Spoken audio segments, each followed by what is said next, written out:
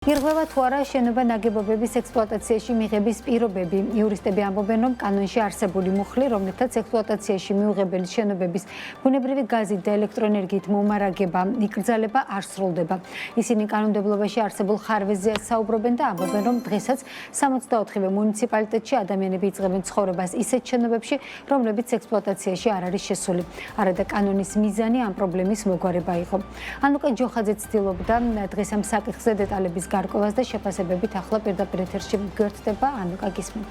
სწორედ თბილისის მერის ინიციატივის საფუძველზე 2021 წელს სამშენებლო კოდექსში გაჩნდა 139 პრიმა მუხლი, რომლის საფუძველზეც იმ შენობა ნაგებობებში, რომელიც ექსპლუატაციაში მიღებული არ არის, ელექტროენერგიით და ბუნებრივი გაზით მომარაგება იკრძალება. შეზღუდვა არ ცილდება ექსპლუატაციაში მიუღებელი შენობა ნაგებობის ელექტროენერგიითა და ბუნებრივი გაზით მომარაგებაზე სამშენებლო საქმიანობისთვის, რომელიც არ უნდა სცდებოდეს შესაბამისი მშენებლობის ნებართვის მოქმედების ვადას. მუხლი კანონში დღესაც არსებობს, თუმცა როგორც ჩანს არ სრულდება. იურისტები ამბობენ, რომ ეს ჩანაწერი არ ითვალისწინებს მისი დარღვევის შემთხვევაში სანქციას, შესაბამისად კომუნიკაციებზე პასუხისმგებელი კომპანიები, როგორც გაზს, ისე ელექტროენერგიას ექსპლუატაციაში მიუღებელ შენობა-ნაგებობებს დღესაც აწვდიან.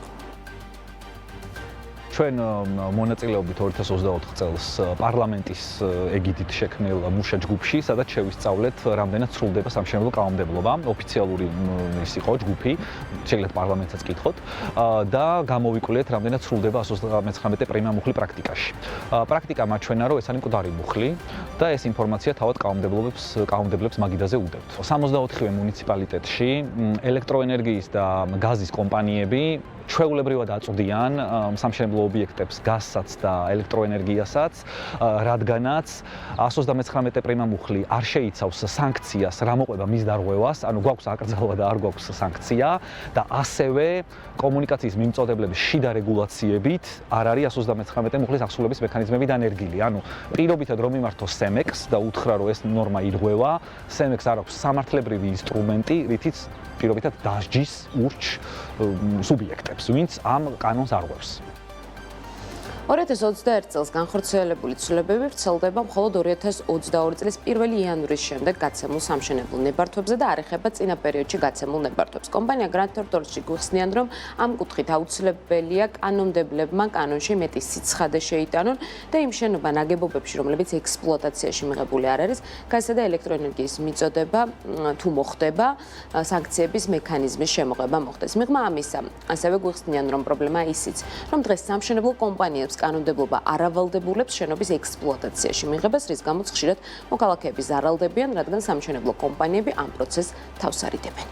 კანონმდებლობით სამშენებლო კომპანიები არ არიან ვალდებულები, რომ თავად იზრუნონ შენობა-ნაგებობის ექსპლუატაციაში შეყვანაზე და მიღებაზე, შესაბამისად ეს ქმნის იმ ფონს, რომ საბოლოო ჯამში მაინც ქონების შემძენები და ბინის მესაკუთრეები ზარალდებიან. შემძენმა თავისი ნასყიდობის ან წინარე ნასყიდობის ხელშეკრულების ფარგლებში უნდა გააფორმოს იმგვარად ხელშეკრულება, რომ სამშენებლო კომპანიას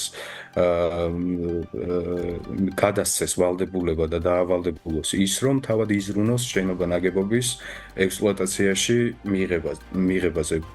პრაქტიკული გამოსავალი, ჩემი აზრით, ესეთი იქნებოდა ამ ურთიერთობების დროს. როგორც ცნობილია, 2021 წელს კანონში ცვლილების მიღების აუცილებლობა მაშინ თბილისის მერმა ბაზარზე არსებული გამოწვევებით განმარტა და აღნიშნა, რომ შენობელი ექსპლუატაციაში შესვლამდე ახერხებდა ბინების რეალიზაციას და ამის შემდეგ აღარ ინტერესდებოდა შევიდოდა თუ არა შენობა ექსპლუატაციაში, რაც ადგილობრივ მაცხოვრებლებს აზარალებდა. როგორც ჩანს, ამ კუთხით პრობლემები დღესაც რასაც მერიაში არ მალავენ და დღესვე დაანონსეს, რომ ექსპლუატაციაში როგორც მიღებული, ისე პრობლემური შენობების ინტერაქციულ რუკაზე დატანა მოხდება, რომლის ნახვაც ყველა დაინტერესებულ შეეძლება. როგორია საკითხზე თავად თბილისის მერიის პოზიცია ამ თემაზე მეტ ინფორმაციას უკვე ჩვენ შემაჯამებულ გამოშვებაში მისმით. მადლობა ანუკა. ირღვევა თუ არა შენობა ნაგებობების ექსპლუატაციაში მიღების პირობები, ანუკა ჯოხაძე საუბრობდა.